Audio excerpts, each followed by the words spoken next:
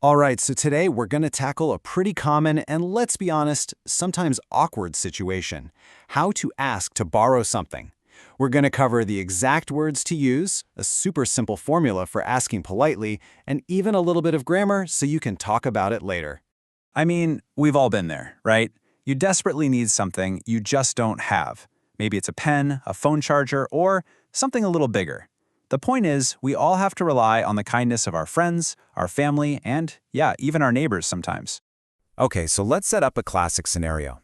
This is Oscar, and as you can see, his grass is, well, it's getting a little out of hand.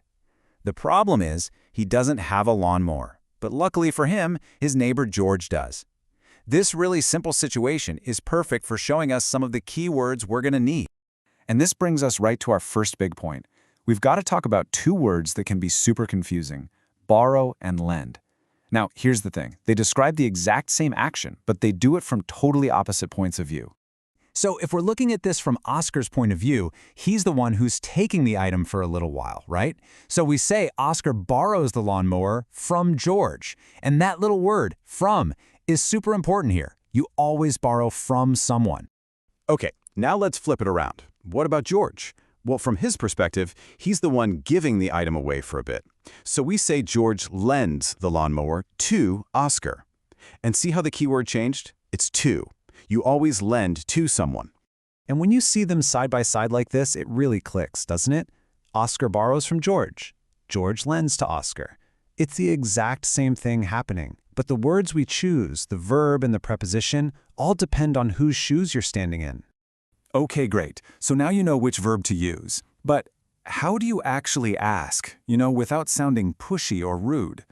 Well, it turns out there's a really easy three-part formula for success. And here it is, the 3 keys to making a polite request. First, you start with a polite phrase. Simple enough.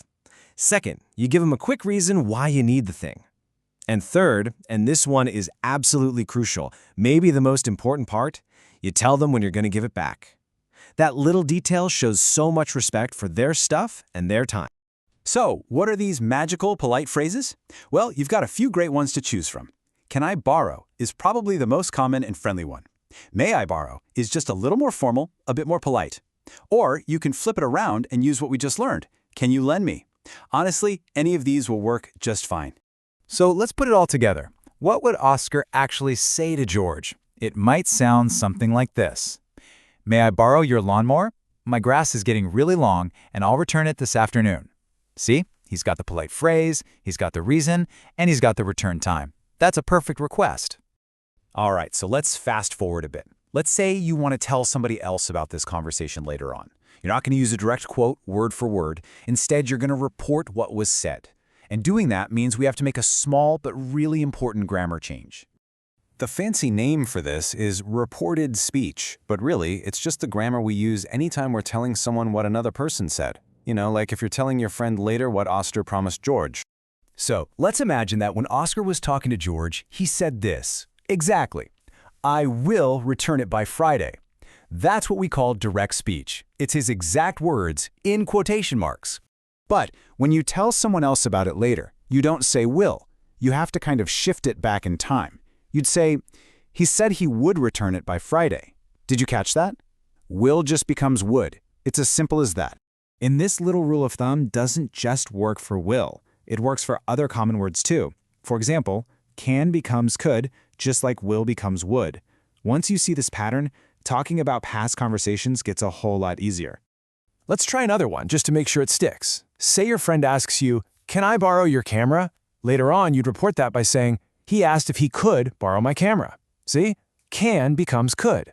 It's a really consistent pattern, and once you get the hang of it, it becomes second nature.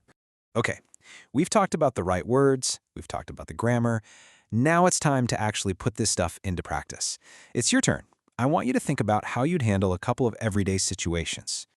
So just imagine you're in one of these spots. Your phone is totally dead, but you have to make an urgent call.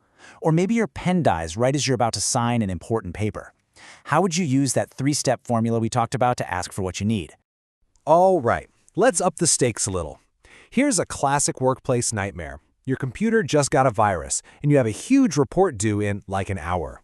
How are you going to ask your coworker to borrow their computer? Think about it. What's your polite phrase? What's your reason? And what's your return time? Okay, before we wrap this up, I want to leave you with one last question. And this one goes way beyond just grammar and words. It gets into the real world of our relationships with people. So, we've been talking about lawnmowers and computers, but what about money? You've probably heard the saying, right? Never lend money to friends. People say it can ruin a friendship. What do you think about that? It really goes to show that borrowing and lending, well, it's not just about language. It's all tangled up with culture and trust and our relationships with each other. Definitely something to think about.